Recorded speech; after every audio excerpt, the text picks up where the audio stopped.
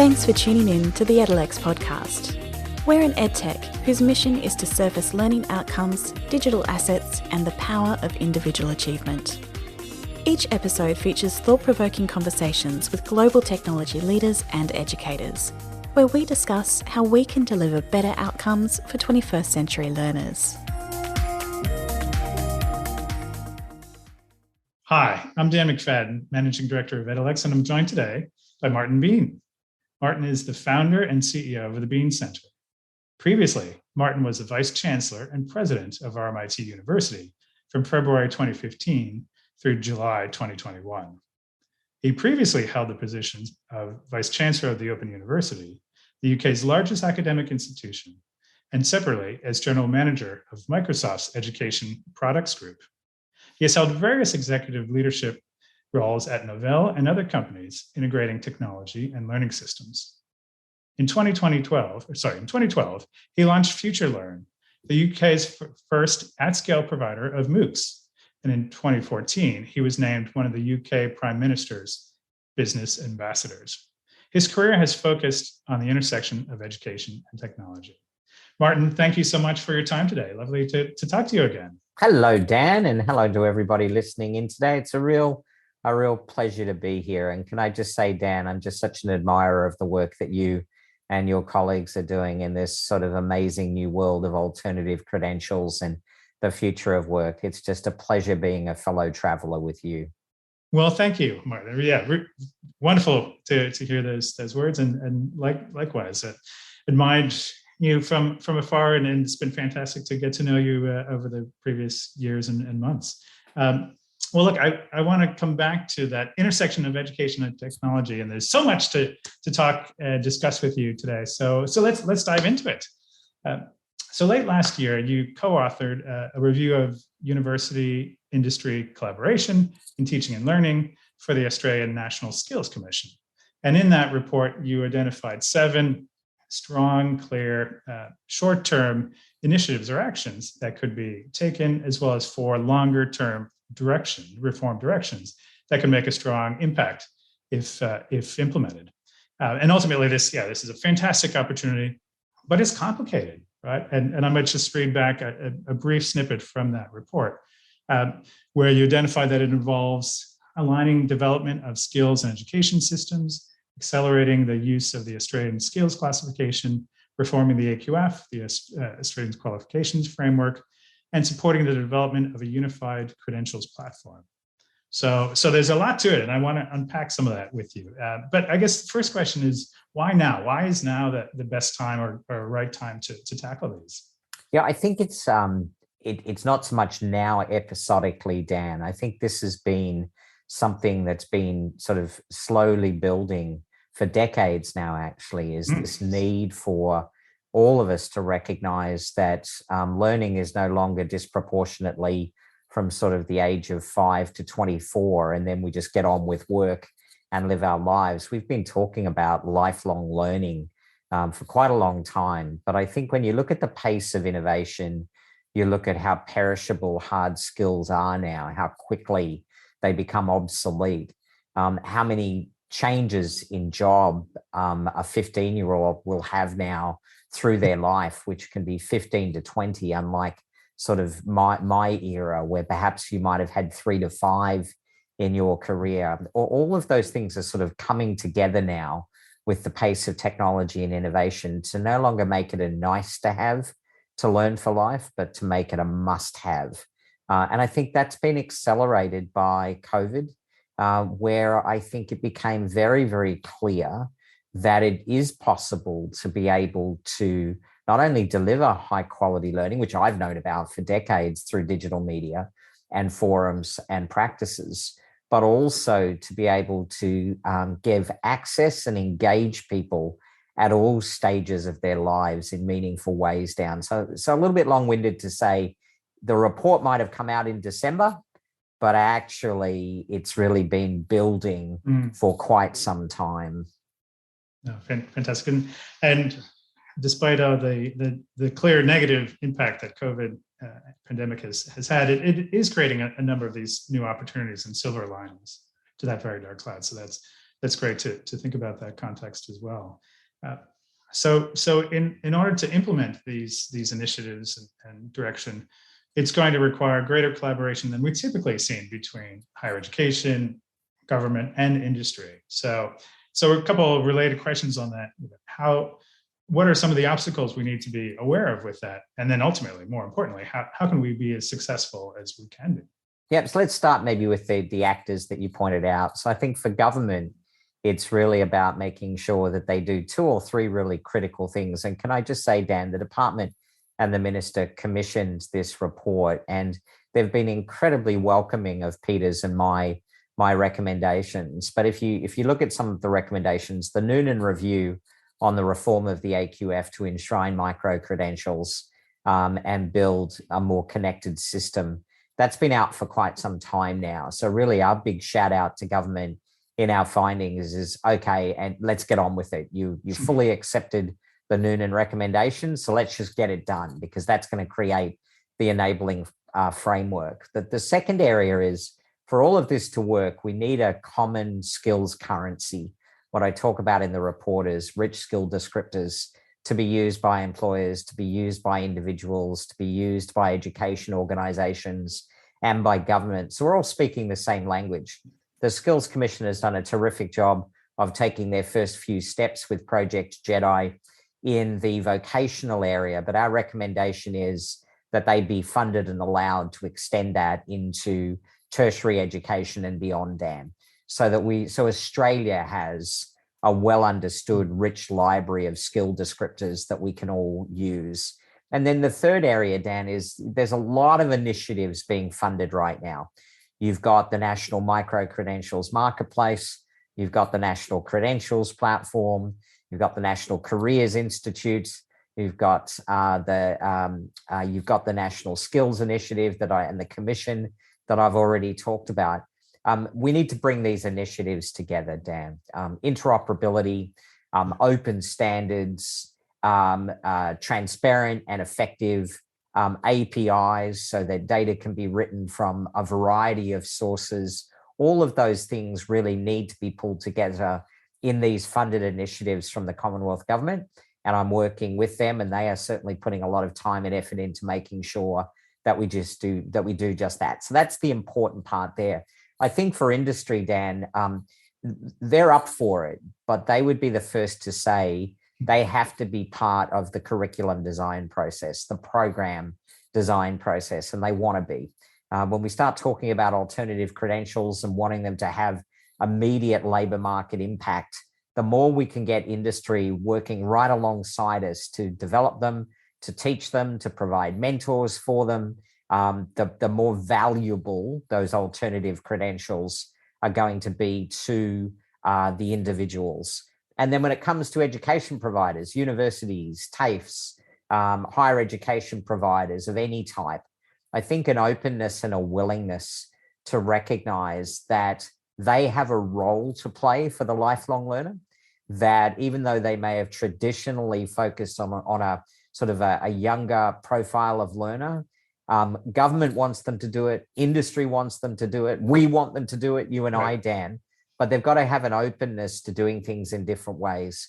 Industry wants shorter, they want sharper, they want more industry enabled, they want them to have more direct link between what's being taught with the skills and the skills gaps and deficits that they have to be able to drive their organizations forward to innovate and remain competitive. And so it is going to require us as the education providers to engage with them in ways that perhaps we haven't done as much of in the past, Dan.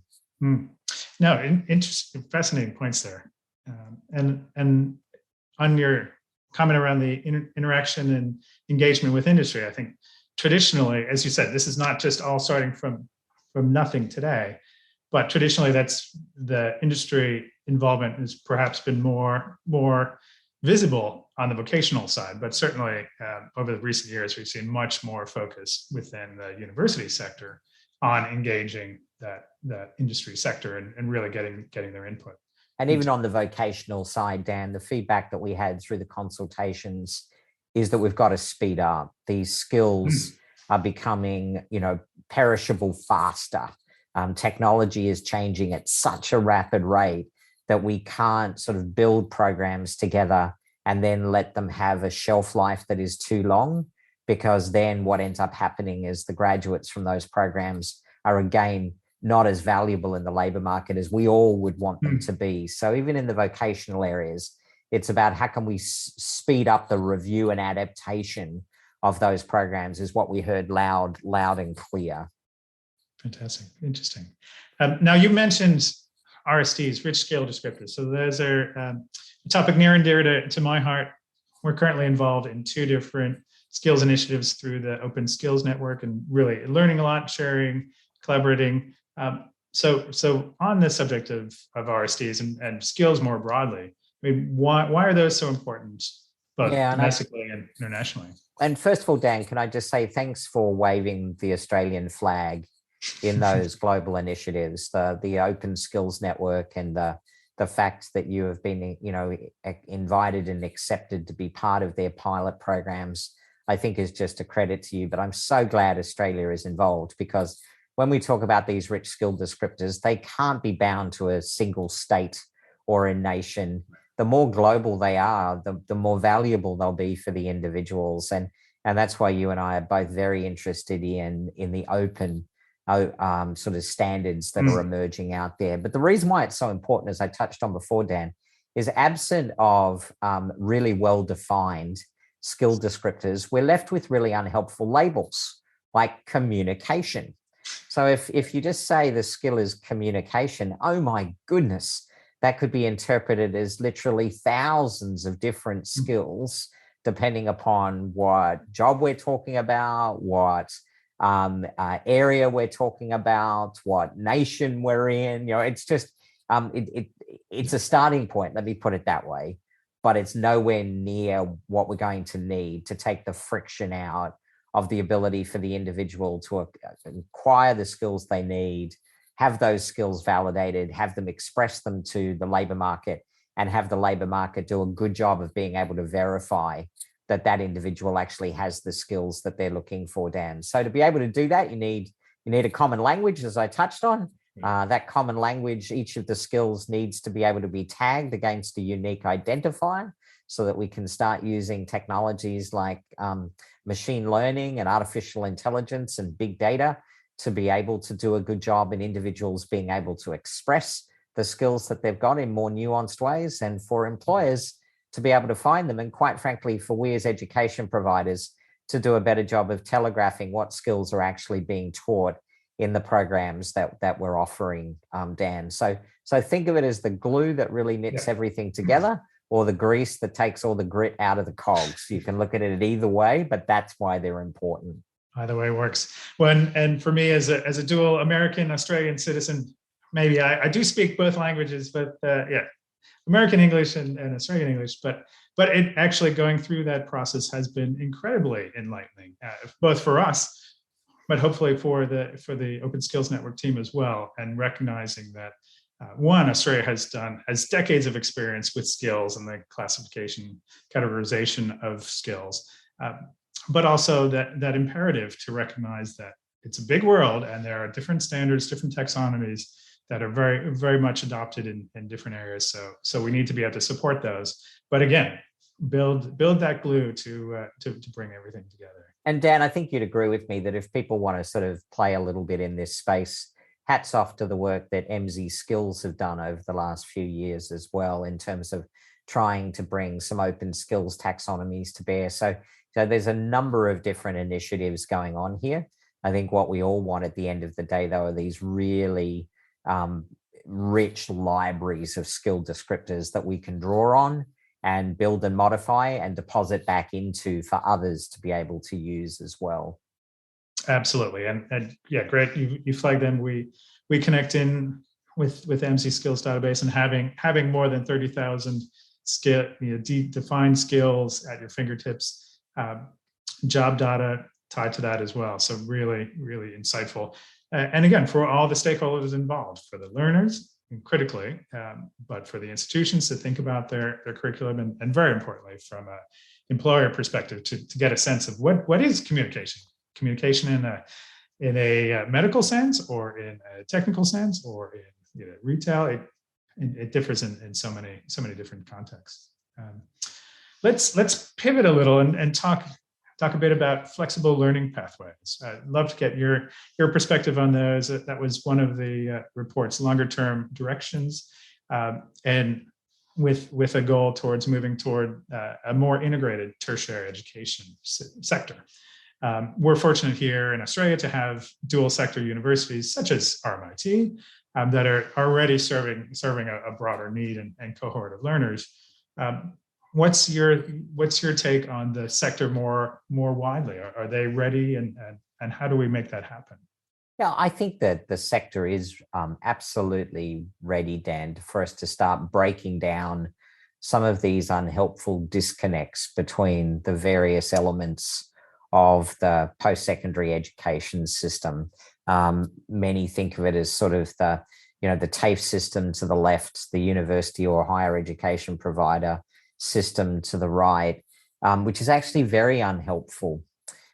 So this notion of being able to connect the dots in the system to be able to build much more free-flowing pathways between vocational education and higher education, where we can signal to the individual what those various pathways might look like, but also make sure they don't hit any dead ends. We don't sell them a hollow promise that if they go and exceed and do very well in one area, that the door will be shut to them as they try to bring that prior learning to another part of the system. As you mentioned, Dan, RMIT is a dual sector university, so we have a very vibrant TAFE or vocational education environment, as well as the higher education environment.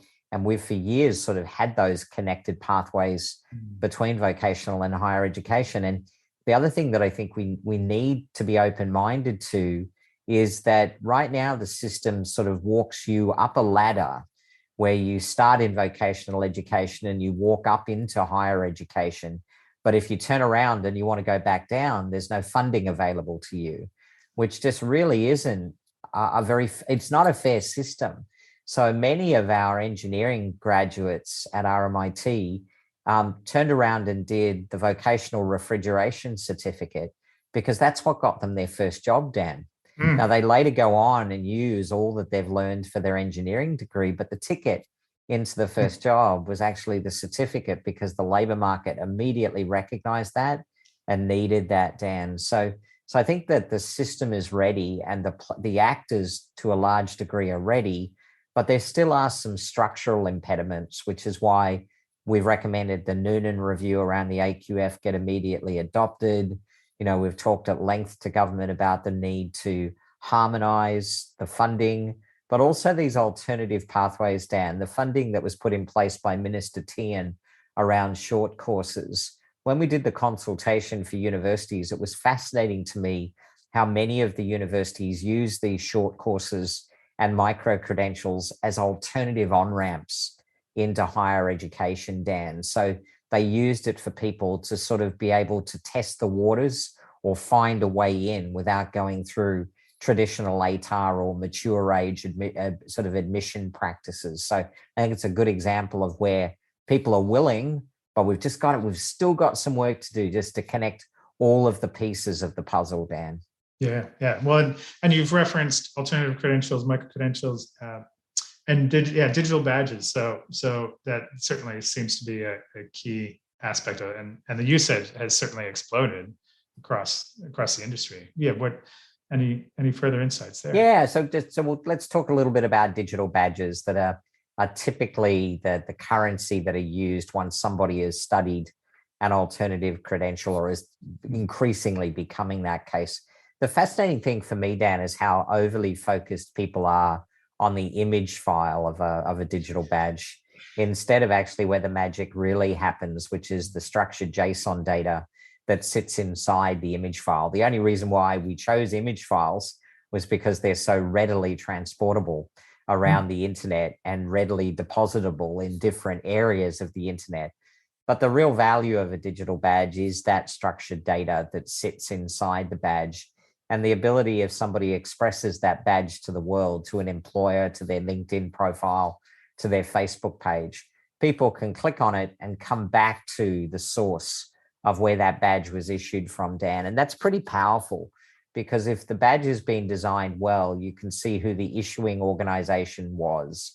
You can see a description of the badge itself, and you can see how it was earned and what was required to be able to earn the badge. If there's attachments to the badge, you can go out and you can see other documents that actually are proof or evidence of what the individual learned to acquire the badge. And that's all really important, because the currency of old was our testamo, which hangs on our wall.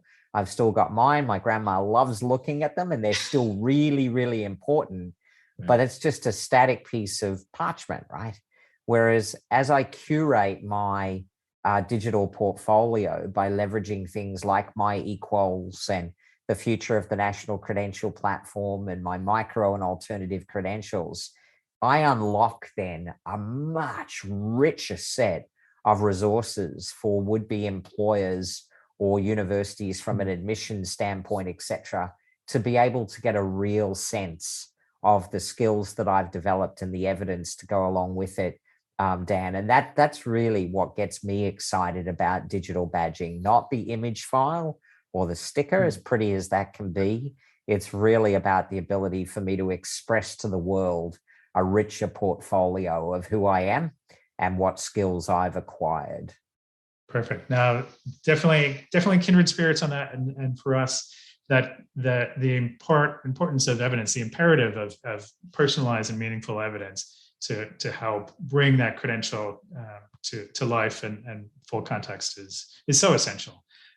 Well, I want to build on that and actually weave together a couple other threads and comments that you made. At the beginning, you said that that we're on this journey together, and I recently took a journey back to America for the first time in 2 years, which was a wonderful experience, a bit surreal to be traveling internationally again.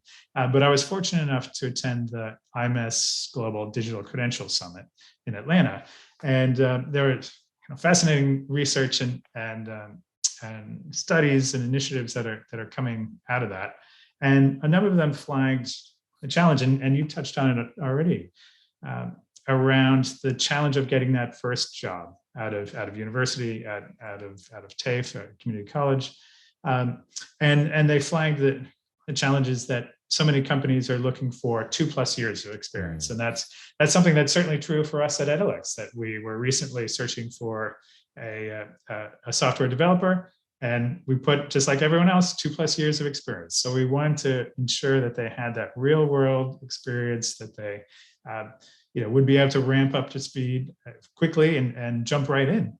So how do we help learners get across that chasm, target that employability challenges that they have? So interested in your thoughts on that, and boot camps, hire, train, deploy models, lots of different innovative models that are coming out. Yep. Well, look, in Peter's and my review that we've referenced a couple of times that came out in December, we talk quite a lot around a concept in higher education that will be familiar to everybody listening around work integrated learning. And we actually turn that a little bit on its head and talk about learning integrated work in the report a little bit as well. We talk about cadetships. We talk about, the ability to bring the voice and experience of industry right inside the programs themselves.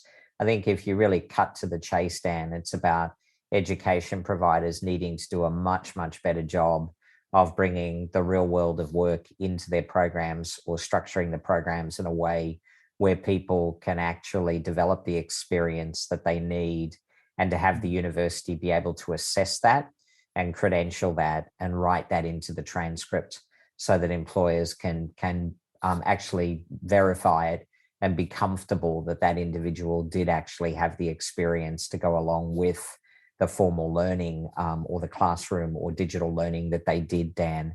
It sounds really simple. In actual fact, for many higher education providers, it's a particularly scaled ones. It's an incredibly complex set of challenges to do it, but it's got to be done.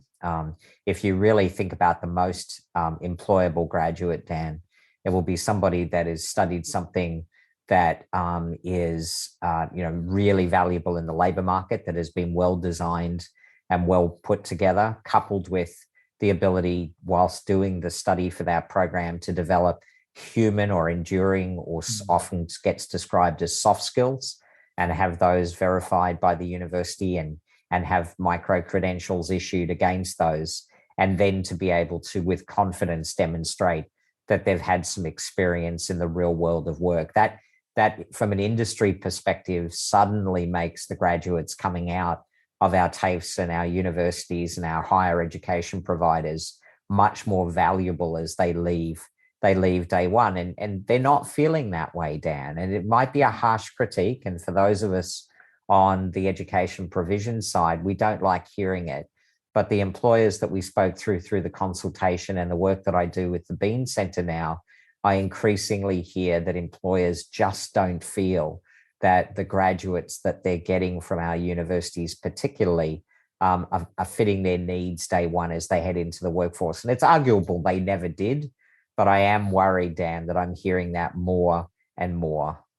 Right. No, look, agreed. And again, just coming from that my own anecdotal experience, I received one CV from someone who was a recent graduate, but had also done a boot camp attached to that university, Australian university in this case. And I got really excited to say, there's that blend of the university education plus this very practical, hands-on, boot type experience. So boot camp type experience. So do you see these alternate models as threats or opportunities, or both for?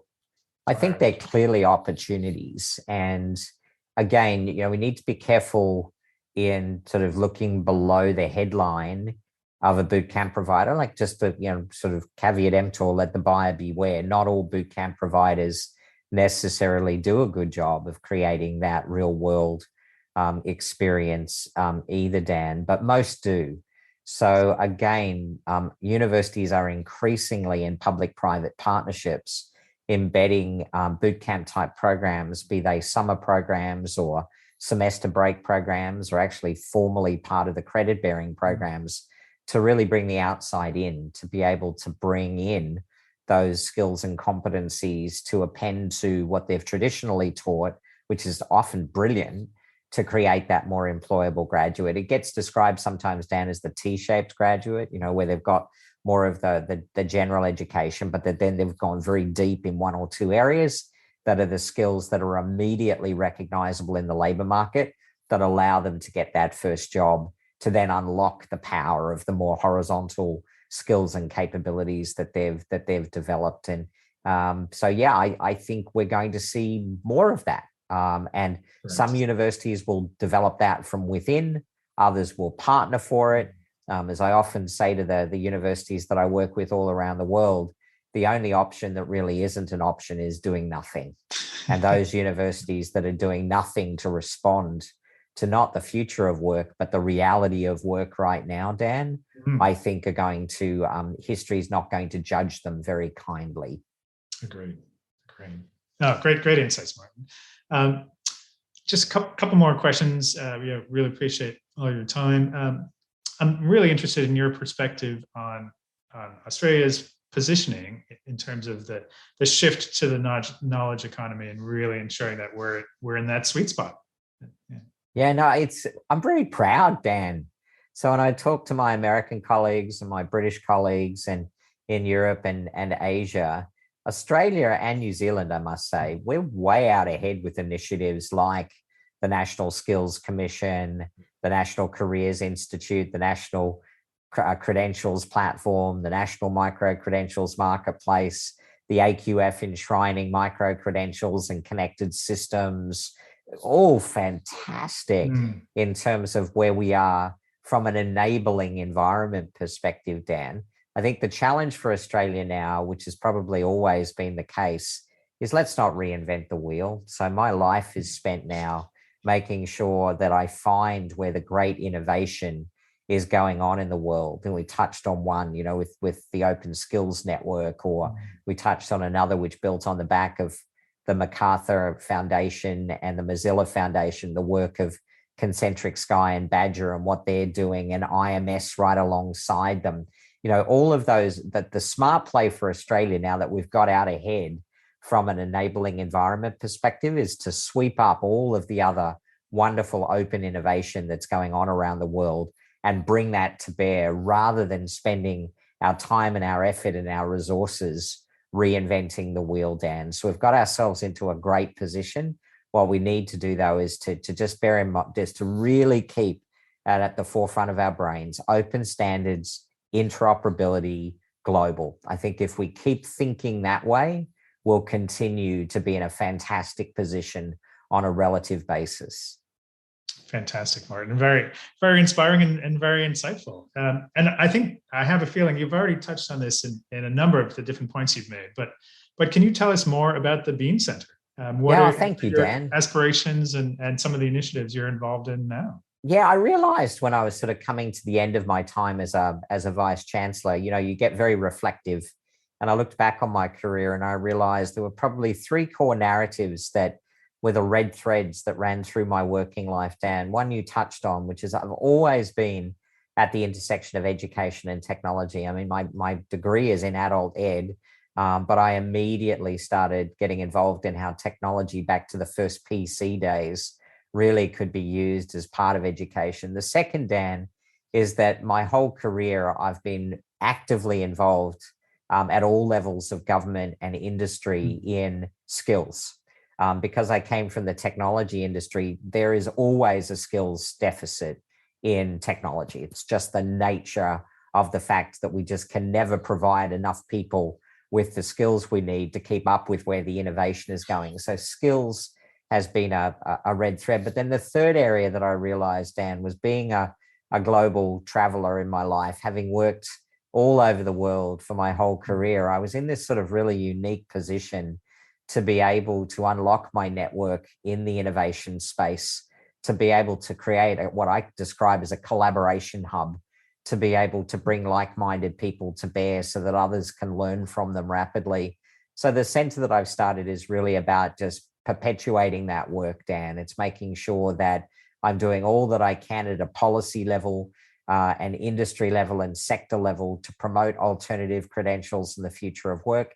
I'm doing all that I can for Australia and New Zealand to bring the innovation that I find happening all around the world back to us so that we can leverage it wherever we can.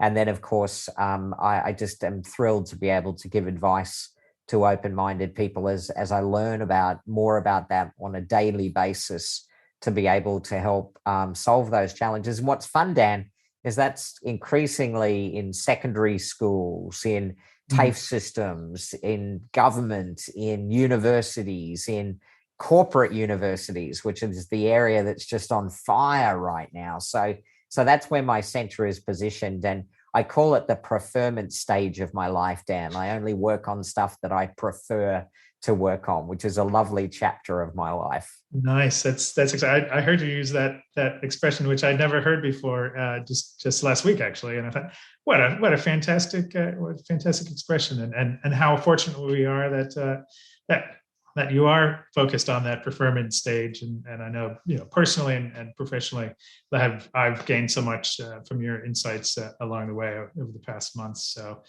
really appreciate everything that you've done for me and our company, Edlex, and much more importantly, on that global scale and the impact that you're having on so many organizations, which ultimately will translate down to individual learners, which is why we're all in this industry. What a nice place to wrap up too, because that's certainly why I've always been in it, Dan, and it's why, as you know, you are as well, but of a father of awesome young women, I want them to have the same career chances and opportunities in their lives, ideally living close to home in Australia rather than scattering all around the world. And we'll only do that if we make sure Australia stays at the forefront of these future of work initiatives. So thanks for the opportunity today, Dan, and thanks for all of your collegiality, friendship, and support. It's a real pleasure working with you. Likewise, Martin. Couldn't have said it better. So thanks again for your time. You're welcome. We'll wrap up here. Thanks again. Bye now. Thanks for tuning in to this Edlex podcast episode. Don't forget to follow us in your podcast app so you don't miss a thing. And be sure to visit our website at edelex.com to learn more.